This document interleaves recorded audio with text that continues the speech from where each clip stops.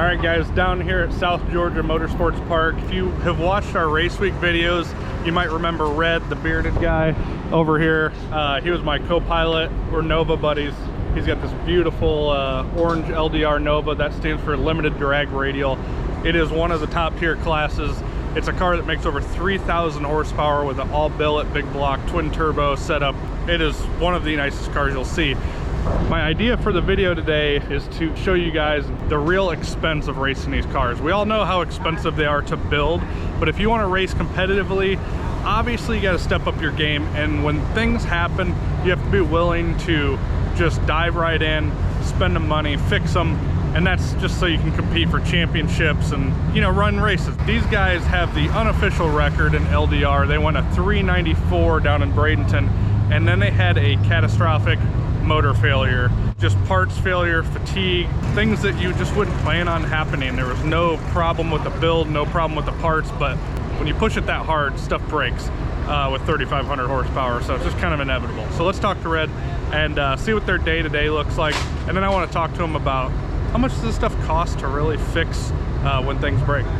You're back at the race. Back at the race. 3 weeks ago, was it 3 or 4 weeks ago? 3 weekends. 3 weekends ago. Yeah, 3 weekends. Not even full 3 weeks. No, actually not even 3 weekends off, because I spent a week last weekend driving to North Carolina to try to put this thing back together. And so what happened? I was kind of telling them, you know, when things break, you guys just have to kind of drop what you're doing to make it happen. Well, we've got complacent. We've ran a combination for several years that we know works. Obviously, it didn't have the potential to go as fast as this class is going, but it was working. You can only hang with that so long, you know what I mean? So obviously, we stepped up to a different engine combination, working out a few kinks in it. We had a minor parts failure, but once we kind of dug a little deeper, we found a few things we wanted to change anyway after putting about 15 or 20 runs on it. I ain't gonna say we took the time to make the changes, but we really had no choice. So what broke and what did you have to fix? And this, just so you guys know,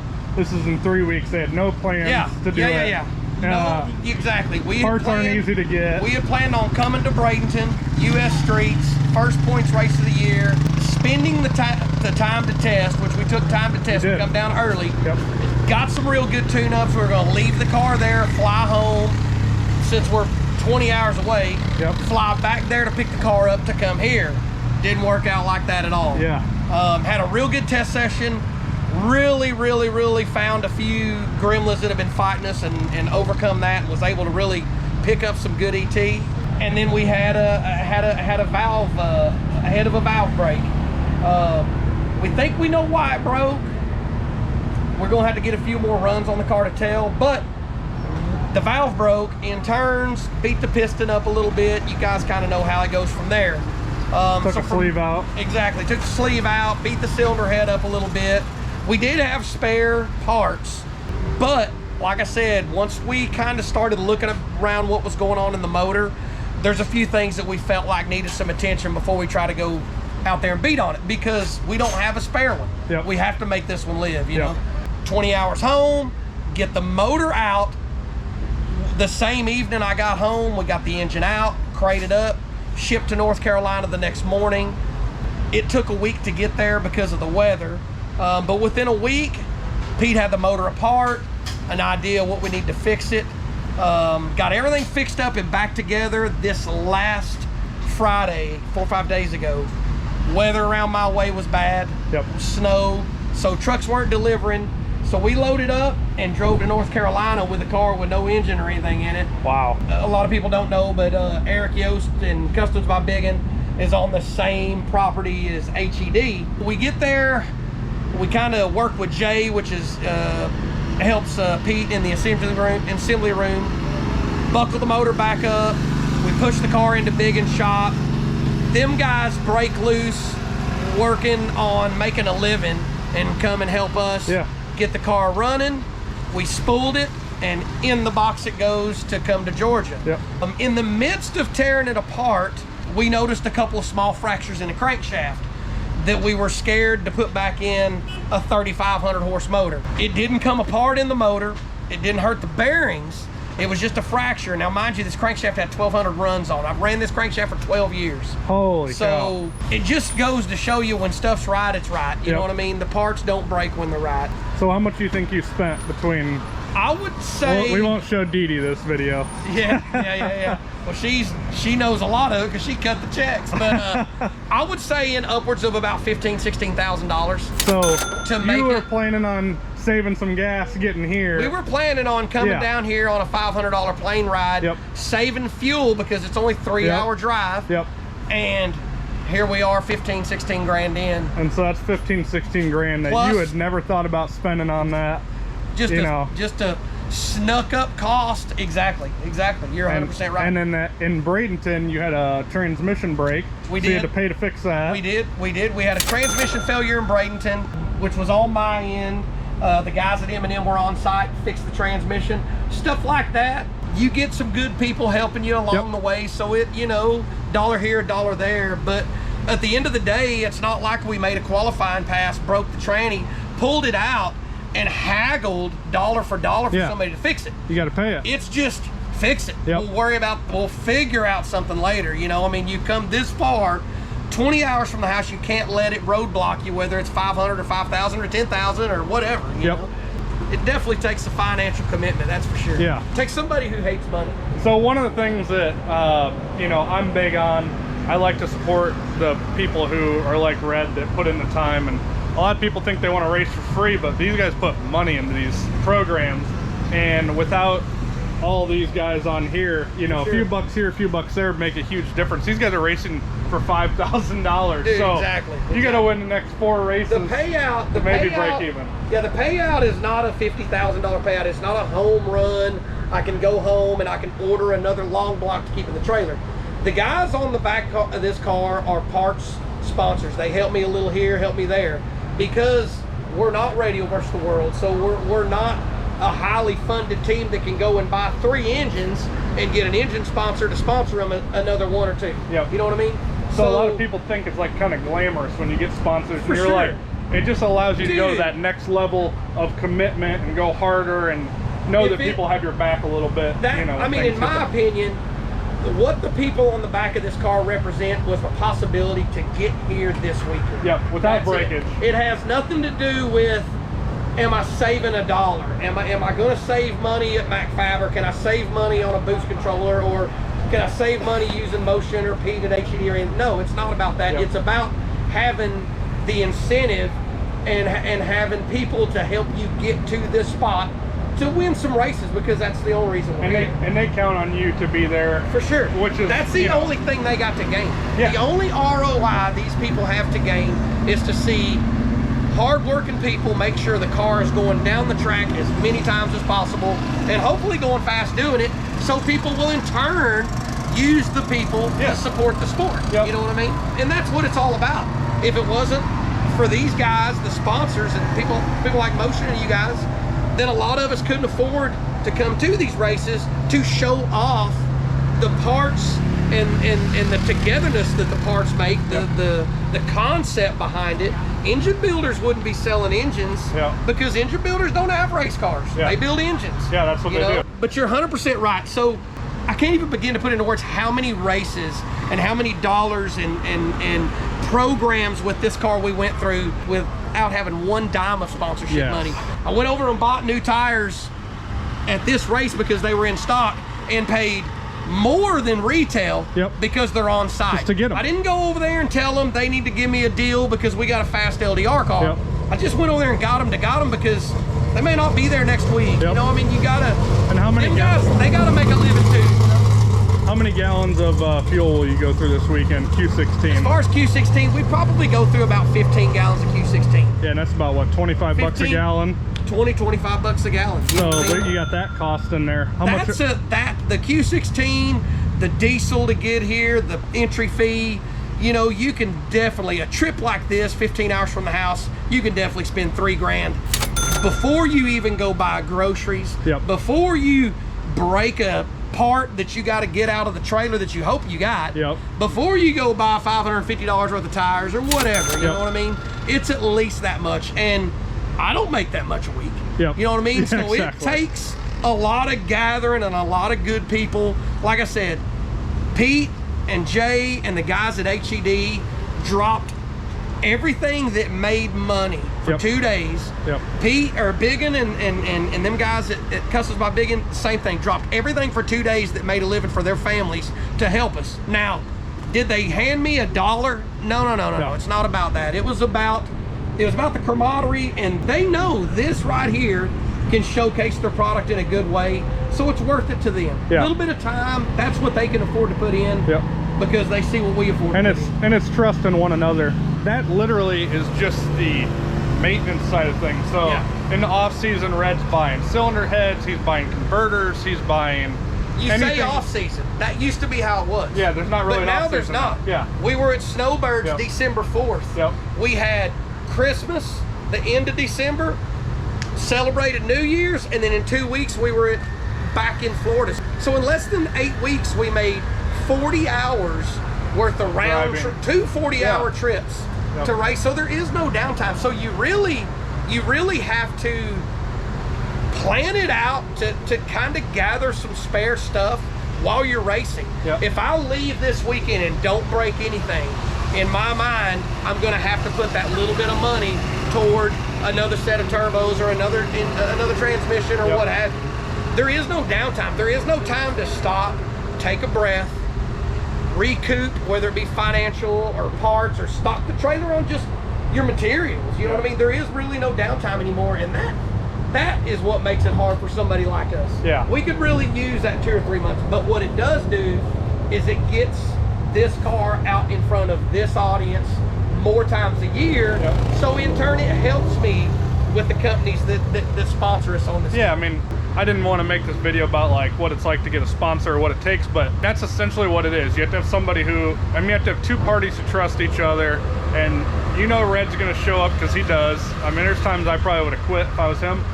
And then he trusts that, you know, we're going to help him when he needs help. By the way, when he's talking about transmission, you're talking about a $15,000 to $20,000 transmission. Yeah, you're not talking about a $2,500 transmission, or I would have brought 3 of those. At this level, everything kind of moves up, and racing that much has caused that next level up. I mean, this car was going 4.0s, but because he came down to Florida, he went 394, unofficial LDR record. Obviously, what you see here is capable of doing it again. You know, I think this is a cool thing to see for everybody. I get to go behind the scenes and see all this stuff, but you guys don't. I mean, you're talking thousands of dollars just to get here. And then, you know, when stuff breaks, I mean, he's responsible for it. Yeah, you know, I'm a small business owner, very small business owner. It takes that support system of a wife at home to keep things going at the house. I've got a real good business partner. Me and him have been friends forever, to make sure that things keep rolling, because if they didn't, I couldn't be here. For a guy that's got a full-time job, this is a 20-year commitment here. The truck, the trailer, the car, the tools, the spares, having somebody coming that you can count on. You know, Cody drove our push vehicle 16 hours to get here. Drove 16 hours to get here. Because if something happens, exactly. you need him. He had to work an extra day. We had to leave an extra day early. So at the end of the day, you can't pay for that. What's that even cost? You know what I mean?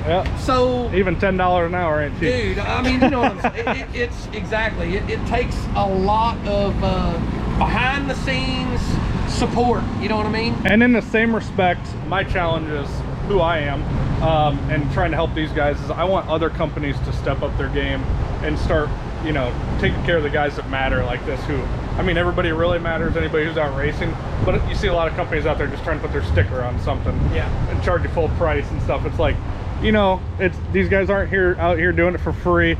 Don't ask for that if you aren't willing to step up your game. And everybody has to make a living. I mean, it's a team game. You want to pay for the parts, but you also, hey, if you want me to advertise for you, it's time to step up your game. A lot of these companies, people aren't going to come to this track and see that if I run this component on the car, they're going to go home and order 5 of them. That's probably not going to be the case. But sometimes, over time, people will notice what works and what they see in front of them. And those are the kind of companies that do. They need to saturate back into the sport. And it's consistency. You know, if a company is consistently behind good people and good cars that show up and they do well. And I think a lot of the times, and I know this is not a sponsorship video, but a lot of the times the disloyalty amongst even racers that are in this pits are disloyal to the sponsors they've been with. So when a sponsor gets burned like that, then the guy like me that's been racing at every one of these races for however long, it makes it difficult for that next guy. You know what I mean? Or even the newcomer that's really doing good to get any help. You know? So you definitely don't want to flush out good talent for a little bit of financial discrepancy, if that makes any sense. You know? So another point behind Red's car, this is a story I just don't think has been told, because Red, you know, he does his work, they do well, they're always on the leaderboard, all that stuff. This car was completely destroyed, what was it, a year and a half ago? Yes, so we went to a local race 2019, the end of the year 2019, did some testing and crashed the car pretty bad. First glance of the car, I just, at night after getting out of it, I thought it was finished. I've had this car 20 years, you know, so a lot of sentimental value. So that happened in September. Within 3 weeks, we had it totally back together and sitting at this race, the No Mercy race, which would be the end of September. So you just can't have any quit in you. When you get so far, you just got to keep pushing. And I'm my own worst enemy when you're racing out of your own bank account, because a lot of times this is priority to me. It probably shouldn't be. That's just how I do. That's just how I go about it. The car got wrecked. Most people would have had a mental breakdown, gone into a cave. Dude's out there working on it, and the cool thing about it was the people that rallied behind Red and the team when that happened. You know, you got TBM sending you new brakes, you got guys sending you wheels, you got carbon components, and it was so cool to see, because there's just so much money that gets tossed around in a sport. It's great to see when it matters. You can give back. That's true. And these are all people that we've been with forever. And I never dreamt, I never called up one person and said, hey, poor me, I wrecked my car, I need a free set of $2,000 front wheels. It wasn't even anything like that. I got it home, took it to the chassis shop, a good friend of mine owns, we've been friends forever. He had no hesitation again, moving everything off his chassis jig, putting the car on there, stopped making money for his family and the 3 fellas that work for him to get on this car. And then of course you call up and try to get the carbon parts, they jump you in front of line. Okay, so I still had to pay for them. I never called to ask for a discount. I never felt like it was owed to me, but those people see the level of commitment you got by what you're doing. Yeah, don't you think that's probably part of why they're willing to do it? 100%. A lot of people wreck their cars. Yeah, a lot of people are looking for parts. A lot of people need help. But when you are committed, and then obviously, you know, it went out, it was an ugly duckling for a race. Yeah. That probably had to hurt your soul a little bit, but like, then you took it back. You took it back to a level of like, this thing wins a show car contest any day of the week. So well, you got to have one looking good. You know what I mean? Nobody wants their stuff on something that doesn't look good, and I don't want to drive something that don't look good. But exactly. But yeah, I mean, at the end of the day, if we would have just had a little bit longer, we ran into some back-ordered parts. My painter was ready to drop everything to do whatever needed to be done. And that's something that takes 6 to 8 months to usually get into his shop. But again, I've been with these guys for 10 and 12 years. I've paid retail for everything to that certain point, so they know my level of commitment. It's not about mooching a dollar. Yep. You know what I mean? It's not about mooching a dollar. But when it is, you know that you're going to deliver back in return. My deal at the end of the day is if I need something, I can get it, and they don't trust me to worry about that dollar in front of it. Yep. Once I get home, you can invoice me, we'll work it out, and it's all good. It works out. But you don't want to get 20 hours from the house and feel like you don't have a support system. You know, that's really all it comes down to. You know?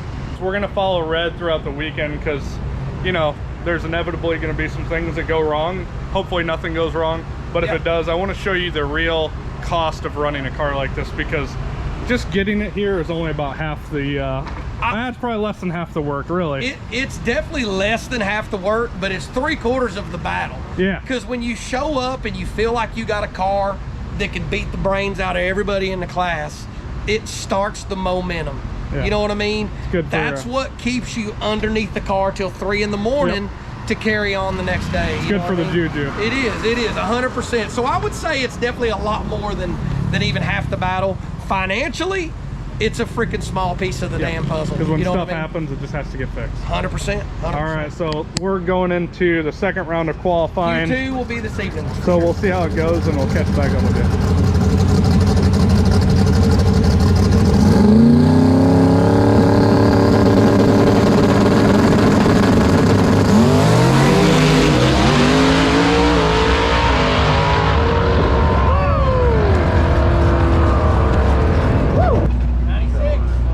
96, buddy. 96, we'll take it, we'll take it. Back in action.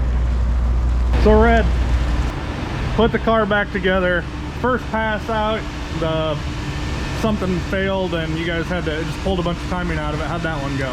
First pass, had a little electrical gremlin we're trying some new things with. Worked through that. We changed absolutely nothing other than found the gremlin from last night and went a 96. Still pretty soft to the 60 from where I know we can be, but that's gonna have to be the case. You know How'd what that I mean? feel after all that work? Oh, that's the most satisfying beer cracking open of a feel good. You're you know like, what I mean? throw me a beer at the top end of the track. It felt so good when it was going. I mean, there's no, you can't really explain When that. you work that hard and put that much effort and money into something, getting it back out and it does what it's supposed to. 100%. Because sometimes you put it back together and they don't work like they used to. Sometimes. It's easy to do. Yeah. You know what I mean? We've all been there too. When it comes back like you know it should, it's such a freaking payoff. Nothing else matters. Yep. Nothing else matters. 396, 190 mile an hour with a 105, 60 foot time. Safe back. So we'll keep following along. Team Donato coming up right now. Team Donato right side of the racetrack, center racing. Red, what are you working on?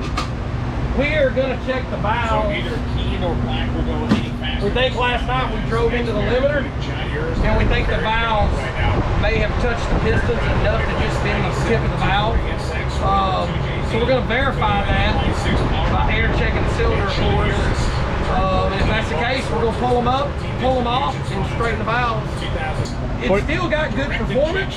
We've just got 3 holes that are a little weak, and I'm afraid running it could possibly break a valve. Yeah. I mean, if You it don't want wasn't that for that, happening we would again. probably be good. Yeah. We still went 270 to the split right there. Car went right down, did what it's supposed to do.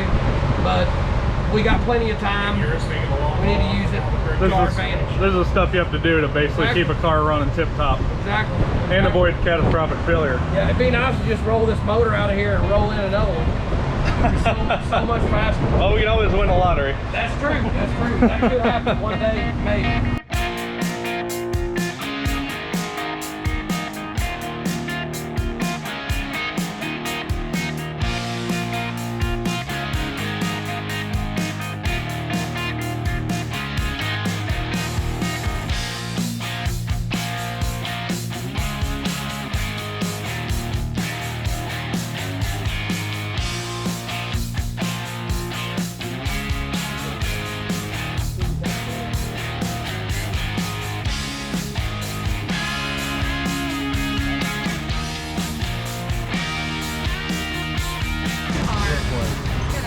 That's not touching. It's touching here, but not here. Okay. So now we got straight.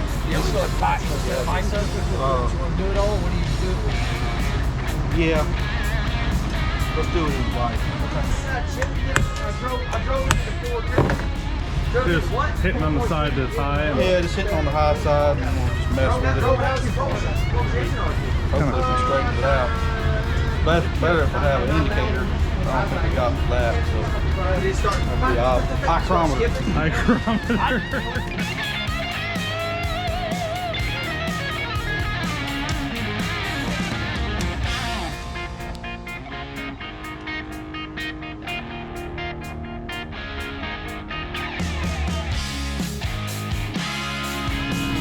They were all leaking so bad before that when you disconnect the air hose from it, there wouldn't even be no Nothing air came stored out. in there. Air stored in there.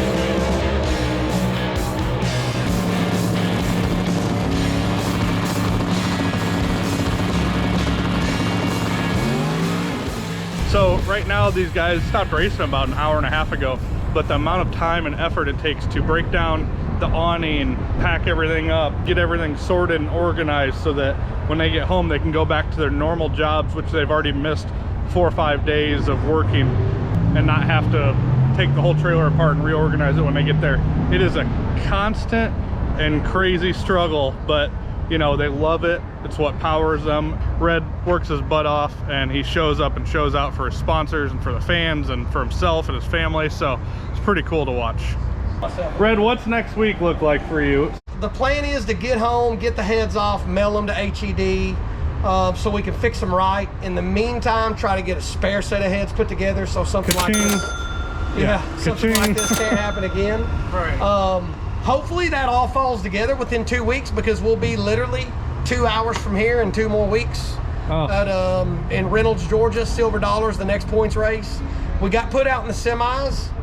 We had no expectation of making another pass after Thursday. After what we seen Wednesday, didn't even know if the car was even going to run. You were hammering freaking valves with a hammer. Dude, exactly. It ran like a champ. It did. You got to be proud of that. A little bit of band-aiding on the ECU to make it act right, but besides that, dude, I was thoroughly impressed. So it's safe to say you got some more money and time to spend before you go out to the next race. Oh shit, that's an understatement. It's weird. You show up here and you feel like everything's fresh to death, and you leave thinking it, and you leave feeling like everything's trashed and it's started all over again. So we'll get it home, pop the heads off, get the heads to Pete. We'll service the tranny, check the converter, check the ring and pinion, do our normal stuff to get it ready to set heads on when they come back from Pete. Pete says that once he gets them, it'll take him a day to turn them around. So oh, sweet. That's my only savior, you know what I mean? Hopefully get them home, find some boxes, and when you get home from work, you go eat dinner, and then what, come back out to the garage, work from 6 to midnight? That dinner shit probably ain't gonna happen for a few days. I may try to do absolutely nothing tomorrow and at least take Dee Dee out to eat. I think that's probably a good plan. Yeah, may as well. But no, I mean, it all starts all over again, you know what I mean? It's if you don't keep going, then the last few weeks has been for nothing. Yep, it's badass, man. It's cool to see what happens behind the scenes. I think everybody got a good glimpse. We didn't even know anything was gonna break when I started this video, and it was like normal weekend. Yeah, you know? Yeah, dude. I think we worked Pete a little harder than he's used to being worked, but he thoroughly enjoyed it and thoroughly seen what could come out of it. Yep. You know, it was the reason we lost in the semis had nothing to do with anything on the car. We just spiced up the tune-up quite a bit, trying to make a big step to get ready for the next round, and we overlooked the round we was up against, which is something we shouldn't have done, you know. Well, it spun for the first time in like 20 passes down the track. I have no idea. It spun for the first time in 2021. Yep. You know what I mean? That's wild. The track was a little one lane. We didn't have lane choice. It was. So that's just something you kind of deal with. That's strategy of racing, you know? It's all freaking strategy. If you don't go fastest to pass before, you don't get lane choice. If you don't get lane choice, you get stuck with the bad lane. Hey, that's racing. That's why it's racing, not winning, right? Part of it. All right, we're gonna finish packing up. Thanks, Red, for letting us follow this weekend. Heck yeah. If anybody wants to run LDR, now you know what it's like.